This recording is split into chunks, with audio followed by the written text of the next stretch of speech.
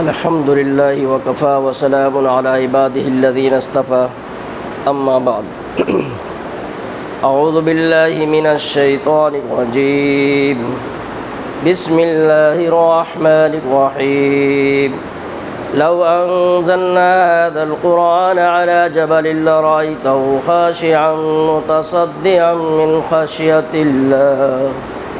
وتلك الأمثال نضربها للناس لعلهم يتفكرون قال النبي صلى الله عليه وسلم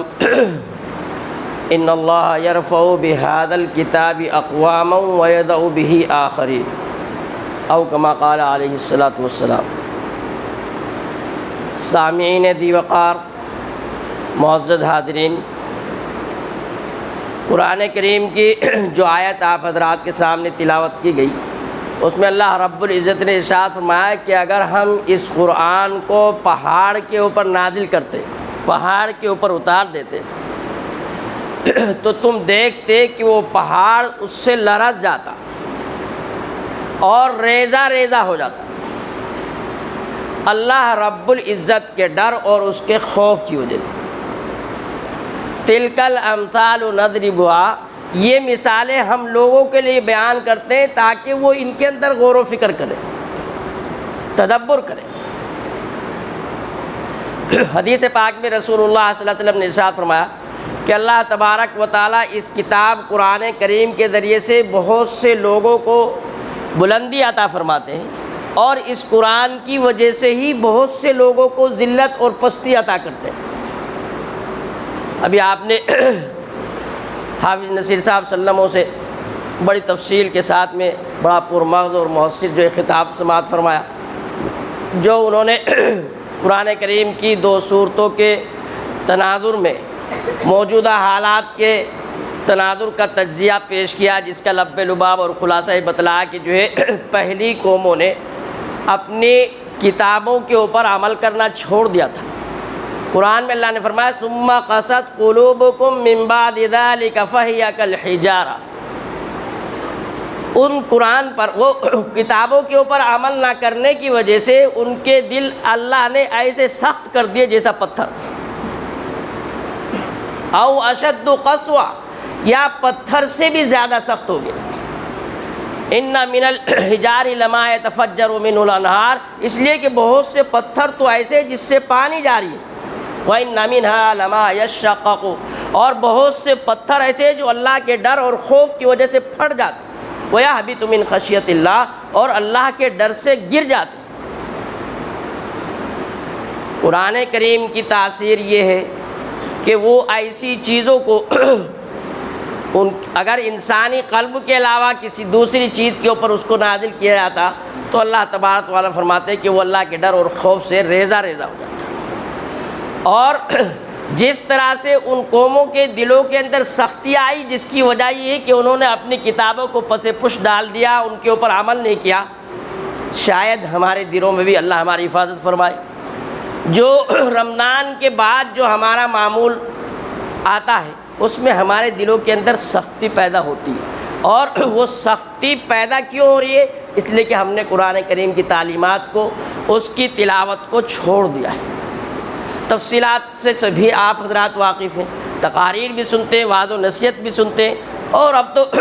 ذرائع جو ہے ابلاغ اتنے بڑھ گئے ہیں، انفارمیشن ٹیکنالوجی اتنی ہائی ہو گئی ہے کہ آپ جس خطیب کی، جس مفسر قرآن کی، جس کی چاہیں اس کے اوپر جو تقریر اچھی سے اچھی سن سکتے ہیں۔ نالج کے لحاظ سے کوئی آدمی ایسا نہیں ہے جس کو معلومات نہیں، معلومات سب کو ہے، صرف عملی کوتاہی ہے۔ اور یہ پروگرام جو ہے اس طرح کے جو مخصوص اوقات میں جو آپ حضرات کے سامنے بیان کیے جاتے ہیں، اس کا مقصد صرف توجہ دلانا ہوتا ہے، نصیحت، مذاکرہ جو ہے یاد دہانی ہوتی ہے۔ قرآن میں اللہ نے فرمایا وَذَكِّرْ فَإِنَّ الذِّكْرَىٰ تَنفَعُ الْمُؤْمِنِينَ، ان کو یاد دہانی کراؤ، توجہ دلاؤ، اس لیے کہ ایمان والوں کو یاد دہانی، توجہ دلانا سے ان کو فائدہ پہنچتا ہے۔ اللہ رب العزت ہم کو فائدہ پہنچ جائے اور اس یاد دہانی کا کچھ ہمارے دلوں کے اوپر جو ہے اثر ہو جائے۔ بہرحال اصل مقصد یہ ہے کہ قرآن کریم سے ہمارا تعلق قائم۔ شاعر نے کہا تھا وہ معزز تھے زمانے میں مسلمان ہو کر اور ہم خار ہوئے تاریک قرآن ہو کر۔ حضرات صحابہ کرام رضوان اللہ علیہ مجمعین کو، تابعین کو، تبع تابعین کو، جو اس وقت اللہ رب العزت نے ساری دنیا کے اندر جو اعزاز عطا فرمایا، جو غلبہ عطا فرمایا، اور ان کی شوکت اور ان کا دبدبہ ساری دنیا کے اندر قائم کیا، تو اس کی وجہ یہ تھی کہ انہوں نے یہ قرآن کریم کے اوپر عمل کیا۔ اور ہماری ذلت اور رسوائیوں کی وجہ یہ ہے کہ ہم نے قرآن کریم کو چھوڑ دیا ہے۔ گر تمہیں خواہی مسلمان زیستن، نیست ممکن بجز قرآن زیستن۔ اگر تم مسلمان ہو کر کے زندہ رہنا چاہتے ہو تو قرآن کریم کے احکامات پر عمل کیے بغیر تم مسلمان ہو کر کے زندہ نہیں رہ سکتے۔ اس لیے قرآن کریم کو اپنی زندگی کا لازمی جز بنائے۔ قرآن ساری دنیا کے لیے اور خصوصاً مسلمانوں کے لیے تو دستور حیات ہے، ان کے لیے منصور حیات ہے۔ اللہ رب العزت نے انسانوں کو بتایا کہ اس کی روئے زمین کے اوپر اس کی کن چیزوں کو تمہیں استعمال کرنا ہے، کن چیزوں سے تم کو باز رہنا ہے، کس کے ساتھ کس طرح کا معاملہ کرنا ہے، کس کے ساتھ حسن سلوک کرنا ہے، اور اگر کوئی ایسے حدود کا معاملہ آتا ہے تو کس کو کیا سزا دی جائے گی، اور انعام و اکرام کا معاملہ ہے تو کس کو کیا انعام و اکرام دیا جائے گا۔ وہ ساری تفصیلات، ساری ڈیٹیل اللہ رب العزت نے قرآن کریم کے اندر بیان رکھی۔ شرط یہ ہے کہ ہم اپنا تعلق اس قرآن سے قائم کریں۔ ابھی موبائل کے سلسلے میں آپ نے سنا، اب یہ تو نہیں کہہ سکتا کہ کوئی آدمی موبائل چھوڑ دے، اور یہ ممکن بھی نہیں آج کے زمانے کے اندر کہ لوگ موبائل کو رکھنا اور اس کا استعمال کرنا بند کر دیں، لیکن کم از کم اس کا استعمال صحیح کریں، اس کا جو ہے صحیح یوز ہو، اور غلط استعمال اس کا چھوڑ دیا جائے، نہ رمضان میں ہو نہ غیر رمضان کے اندر ہو، کسی بھی وقت میں موبائل کا غلط استعمال نہ ہو۔ اگر اسی کو ہم صحیح استعمال کریں تو قرآن کریم کی تلاوت سنیں، قرآن کریم کی تلاوت ترجمے کے ساتھ سنیں، اس کے اوپر تفسیریں بھی مختلف قسم کی تفسیریں سنیں۔ ہاں، اس چیز کا لحاظ رکھیں کہ کوئی ایسی بہت سی باطل عقائد بھی ہیں، قادیانیوں کے بھی ہیں، اس کے اوپر جو ہے تفسیریں، تو ایسی سلسلے کے اندر جب کوئی تفسیر پڑھی جائے تو کسی عالم دین سے جو ہے پوچھ لیا جائے کہ میں یہ تفسیر پڑھ رہا ہوں مناسب ہے کہ نہیں ہے، اور باقی علماء کرام کی بڑے بڑے مشہور مفسرین قرآن ہیں ان کی تفسیروں کو پڑھا جائے، اور اپنی زندگی کے اندر قرآن کریم کے احکامات کے اوپر عمل پیرا ہوا جائے۔ اس مقدس رات کی جو فضیلت ہے، اللہ رب العزت نے قرآن کریم کے اندر یہ فرمایا انا انزلناہ فی لیلۃ القدر، کہ اس رات میں قرآن کریم کو نازل فرمایا۔ وما ادراک ما لیلۃ القدر، یہ لیلۃ القدر شب قدر کیا چیز ہے تمہیں کیا معلوم؟ شوق دلانے کے لیے اللہ رب العزت ارشاد فرمایا لیلۃ القدر خیر من الف شہر، یہ شب قدر 1000 مہینوں سے زیادہ بہتر ہے۔ تنزل الملائکۃ والروح فیہا، اس رات میں فرشتے اور اس کے اندر روح جو ہے روئے زمین کے اوپر اترتے ہیں، اور سلام ہی حتی مطلع الفجر، جہاں بھی روئے زمین کے اوپر کوئی بندہ اللہ رب العزت کی عبادت میں مصروف رہتا ہے، قرآن کی تلاوت کر رہا ہو، نفلیں پڑھ رہا ہو، ذکر و اذکار میں مصروف ہو، تو یہ فرشتے اس کے لیے سلامتی کی دعا کرتے ہیں، اور فجر کے طلوع ہونے تک یہ سلسلہ جاری رہتا ہے۔ قدر کے متعلق حضرات مفسر لکھتے ہیں کہ اس کے ایک معنی تو یہ ہے کہ اندازے کے، چونکہ اس رات میں اللہ رب العزت آنے والے 1 سال کے لیے جو ہے بندوں کو کس کو کیا کیا دیا جائے گا وہ سارا فرشتوں کے حوالے کر دیا جاتا ہے۔ اس کی تقدیر میں کیا کیا ہے آگے 1 سال کے لیے، کس کو کتنا رزق ملے گا، کتنی عزت ملے گی، کس کو ذلت ملے گی، کس کے کاروبار میں ترقی ہوگی، کس کے کاروبار میں نقصان اور خسارہ ہوگا، یہ ساری، کس کی شادی ہوگی، کس کا انتقال ہوگا، کس کی اولاد ہوگی۔ حدیث میں یہ بھی آتا ہے کہ ایک شخص کے متعلق یہ آتا ہے کہ وہ شادی بھی کرے گا، اس کو اولاد بھی ہوگی، اور اسی سال میں اس کا انتقال بھی ہو جائے گا۔ ایسی چیزیں ہم رات دن اپنا جو ہے مشاہدہ کرتے رہتے ہیں، اور بہت سے افراد ایسے ہیں جو زندگی میں گزشتہ سال ہمارے ساتھ تھے، اب ہمارے ساتھ نہیں ہیں، اور تو اس لحاظ سے ہمیں جو ہے اپنے لیے آخرت کے بارے میں غور و فکر اور سوچنا چاہیے، اور وہاں کی تیاری کرنی چاہیے۔ اللہ رب العزت نے یہ راتیں خاص طور سے ہمارے لیے اس لیے رکھی۔ پہلی امتوں کی عمریں بہت زیادہ ہوتی تھی تو وہ زیادہ عبادت کیا کرتے تھے، حضور علیہ الصلاۃ والسلام کی امت کو خاص طور سے یہ رات دی گئی ہے شب قدر، اس سے پہلی امتوں کو نہیں دی گئی، کیونکہ اس امت کی عمریں کم ہیں، اس لیے اگر اس امت کے افراد اس ایک رات کے اندر عبادت کر لیں، من قام ایمانا و احتسابا غفر له ما تقدم من ذنبه وما تاخر، کہ جو آدمی ایمان و احتساب کے ساتھ، اللہ کی ذات کے اوپر یقین کے ساتھ اور خلوص اور للہیت کے ساتھ اس کو راضی اور خوش کرنے کے ساتھ جو ہے اس رات میں ٹھہرے گا، نماز پڑھے گا، نفلیں پڑھے گا، تو اللہ رب العزت اس کے آگے پیچھے کے سارے گناہوں کو معاف کر دیں گے، اس کی بخشش ہو جائے گی۔ اور تو ایک تو یہ فیصلے اللہ رب العزت اس رات کے اندر فرماتے ہیں، اس لیے اس کو قدر کہا گیا۔ دوسری وجہ یہ کہ بندے جو اپنے اوپر گناہ کر کے اپنے اوپر ظلم کرتے ہیں اور اللہ رب العزت کی نظر میں بے قدر ہو گئے، اللہ رب العزت کے ہاں ان کا مقام اور مرتبہ نہیں تھا،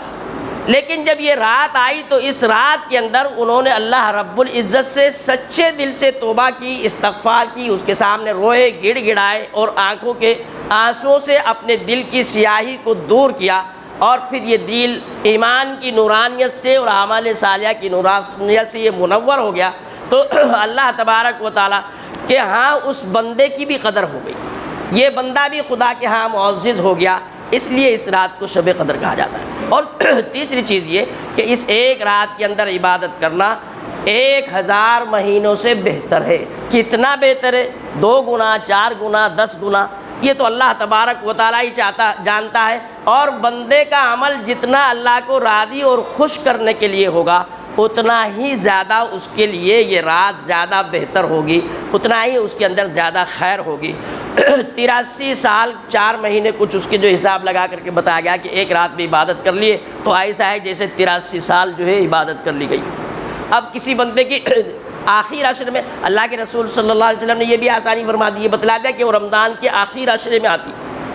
21، 23، 25 اور 27 اور 29، یہ 5 راتوں کے اندر اس کو تلاش کرو۔ تلاش کرنے کا مطلب یہ نہیں ہے کہ کوئی ایسی چیز ہے اس کو ڈھونڈتے پھرو، اس کا مطلب یہ ہے کہ ان راتوں کے اندر اپنے آپ کو عبادت میں مصروف رکھو۔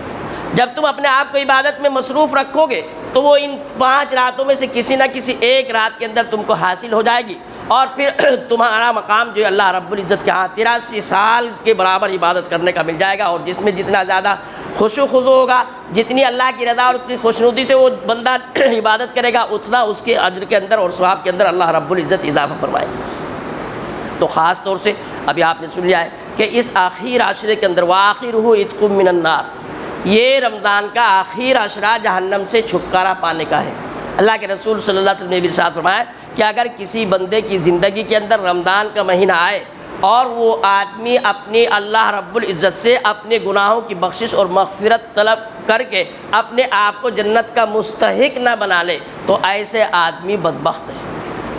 تو اس بدبختی سے نکلے اور سچے دل سے اللہ رب العزت کی بارگاہ میں نادم اور شرمندہ ہو کر آئندہ گناہ نہ کر کے اپنے آپ کو جو ہے بخشش اور مغفرت طلب کرائے اور اپنی زندگی کے اندر انقلاب لائے۔ قرآن کریم کی ہم جب تلاوت کریں گے، اس کے احکامات کے اوپر عمل کریں گے تو ہماری زندگیوں میں انقلاب آئے گا۔ آپ دیکھیے حضرات صحابہ کرام رضوان اللہ علیہم اجمعین کی زندگیوں کے اندر کس طرح سے انقلاب آئے۔ وہی عرب کے رہنے والے، قرآن کے نزول سے پہلے ان کو جہلاء عرب کہا جاتا تھا، لیکن جب قرآن نازل ہوا تو ان کو جو ہے عقلاء عرب کہا گیا اور عقلاء عالم کہا گیا۔ حضرت عمر رضی اللہ عنہ 40ویں فرد ہیں جو ایمان لائے، اور وہ خود فرماتے ہیں کہ میرے والد مجھے یہ کہا کرتے تھے کہ عمر تجھ سے تو اونٹ بھی چرانے نہیں آتے، تو کیا زندگی گزارے گا؟ لیکن اللہ کا احسان ہے، آج قرآن کی برکت سے، ایمان کی برکت سے اتنے بڑے خطے کے اوپر میں حکومت کر رہا ہوں۔ اللہ رب العزت نے وہ مقام دیا، اور حضرت عمر رضی اللہ عنہ کی زندگی کے اندر جو انقلاب آیا ہے وہ کلام پاک سے آیا، اور ان کے اندر وہ صلاحیت، وہ قابلیت اللہ رب العزت نے قرآن کریم کے ذریعے سے ہی ان کے اندر یہ پیدا فرمائی۔ اور صحابہ کرام رضوان اللہ علیہم اجمعین میں ایمان لانے میں 40واں نمبر ہے، لیکن مقام اور مرتبے کے لحاظ سے حضرت عمر رضی اللہ عنہ کا نمبر دوسرا ہے۔ اول نمبر حضرت ابوبکر صدیق رضی اللہ عنہ کا ہے، اور دوسرے نمبر پر حضرت عمر رضی اللہ عنہ۔ تو یہ تبدیلیاں ہیں۔ حضرات صحابہ کرام کی زندگی کو آپ دیکھیں، کتنے صحابہ کرام ہیں کہ ان کی زندگیوں کے اندر قرآن کریم سے جو انقلاب آیا ہے قرآن کی تاثیر نے ان کو جو ان کی زندگیوں کو بدل کر کے رکھ دیا ہے۔ حضرت مصعب بن عمر رضی اللہ عنہ بڑے نوجوان اور اپنی زندگی کے اندر بڑے شوقیلے مزاج کے تھے، بہترین لباس استعمال کرتے تھے، اعلیٰ قسم کی خوشبوئیں استعمال کرتے تھے، ایک شہزادگی کی زندگی گزارتے تھے۔ لیکن جب ایمان لے آئے، قرآن کریم کی تلاوت کی، اور اس کے اندر اس سے اتنا تعلق اور اتنا شغف ہوا کہ حضور علیہ السلام نے حضرت مصعب ابن عمیر کو خود مدینہ منورہ ہجرت فرمانے سے پہلے حضرت مصعب ابن عمیر کو مدینہ بھیجا، اور ان کے ہاتھ کے اوپر بہت سارے لوگ ایمان لائے، انہوں نے ان کے سامنے قرآن کریم کو پیش کیا۔ بہرحال صحابہ کرام کی زندگی دیکھیے آپ، بہت بڑی تعداد ہے جن کے ذریعے سے، جنہوں نے قرآن کریم کے ذریعے سے جو ہے ان کی زندگی کے اندر انقلاب آیا، اور اللہ رب العزت نے ان کو اونچے مقام پر رکھا، ان کو بلندی عطا فرمائی، ان کو عزت اور وقار عطا فرمایا۔ اور وہی دوسرے لوگ جنہوں نے قرآن کریم کو اختیار نہیں کیا، ابو لہب ہے، ابو جہل ہے، عاص بن وائل ہے، ولید ابن مغیرہ ہے، بہت سے جو حضور علیہ السلام کے دشمن ہوئے، قرآن کریم کے دشمن ہوئے، وہ قرآن کی دشمنی سے، قرآن کو چھوڑنے سے، قرآن کے احکام پر عمل نہ کرنے کی وجہ سے دنیا کے اندر بھی ذلیل ہوئے، آخرت کے اندر بھی ذلیل ہوئے۔ اللہ رب العزت یہ فرماتے ہیں کہ قرآن کریم کے اندر جو مثالیں بیان کی جا رہی ہیں وہ تمہارے لیے اس لیے ہیں تاکہ تم غور و فکر کرو، تدبر کرو۔ قرآن میں خود اللہ رب العزت نے ایک مقام پر فرمایا افلا یتدبرون القرآن ام علی قلوب اقفالها، کیا یہ قرآن میں غور و فکر نہیں کرتے؟ کیا ان کے دلوں کے اوپر قفل پڑ گئے، تالے لگ گئے؟ تو ہمیں قرآن کریم کو پڑھنا، اس کے اندر غور و فکر کرنا، اس کے احکام کے اوپر عمل کرنا، خاص طور سے ان راتوں کے اندر قرآن کریم کی نزول کی راتیں ہیں، ہمیں اس کا عزم اور ارادہ کرنا چاہیے، پکا ارادہ کریں کہ ہم رمضان کے بعد بھی قرآن کریم کی تلاوت کا معمول ہمیشہ رکھیں گے، اور کوئی دن ہمارا ایسا نہیں گزرے گا جس میں ہم قرآن کریم کی تلاوت نہ کریں۔ جتنی بھی اپنے سے حسب گنجائش میسر ہو، ایک پارہ پڑھ لیں، آدھا پڑھ لیں، پو پارہ پڑھ لیں، کم از کم ایک رکوع ہی پڑھ لیں، اور ترجمے کے ساتھ پڑھ لیں، زیادہ بہتر ہے۔ اور اس کے اندر اگر کسی چیز کا حکم ہو تو اس حکم کے اوپر عمل کریں۔ تقوی کی تعلیم ہو تو اللہ سے تقوی کے تعلق سے دعا کریں کہ اللہ تقوی کی زندگی عطا فرما۔ وعلی اللہ فلیتوکل المؤمنون، جگہ جگہ قرآن میں اللہ نے فرمایا کہ ایمان والے اللہ کے اوپر ہی بھروسہ کرتے ہیں، اعتماد کرتے ہیں۔ اللہ سے دعا کریں کہ اللہ ہم کو جو ہے تقوی کی تعلیم دے، اور ہمارا یقین، ہمارا ایمان اپنی ذات کے اوپر جو ہے مضبوط کر۔ جہاں جہنم کا ذکر ہو تو اللہ رب العزت سے اس سے پناہ مانگے، اس سے حفاظت چاہے۔ جہاں جنت کا تذکرہ قرآن کریم کے اندر پڑھے تو اللہ تبارک و تعالیٰ سے جنت کے حصول کے لیے طلب کرے، اور اللہ رب العزت سے اس سے دعائیں مانگے۔ جہاں تسبیح کی آیات ہے تو سبحان اللہ کہیں، تکبیر کی ہو، تحلیل کی ہو تو اللہ اکبر کہیں، اور تحمید کی ہو تو الحمدللہ کہیں۔ اس طرح سے قرآن کریم کی تلاوت کریں، اور پھر اس نیت سے کریں کہ ہم اپنی زندگی کے اندر تبدیلی لائیں گے، قرآن کو ہم اپنی زندگی کے لیے دستور مانیں گے۔ ہماری شادی بیاہ، ہمارے بچوں کی پیدائش، ہماری تجارت، ہماری معیشت، ہماری صنعت و حرفت، ہماری زراعت، ہماری ملازمت، ساری زندگی کے جتنے شعبے ہیں، جتنے فیلڈ ہیں، ان سارے فیلڈوں کے اندر ہمارے لیے رہنما اور رہبر جو ہے قرآن کریم ہوگا، ہم اس کے مطابق زندگی گزاریں گے۔ اس نیت کے ساتھ اگر ہم قرآن کریم کی تلاوت کریں اور قرآن سے اپنا تعلق قائم کر لیں تو اللہ تبارک و تعالیٰ پھر ہم کو اسی طرح سے عزت اور وقار عطا فرمائیں گے، اور پھر اللہ رب العزت ہمارے جو ہے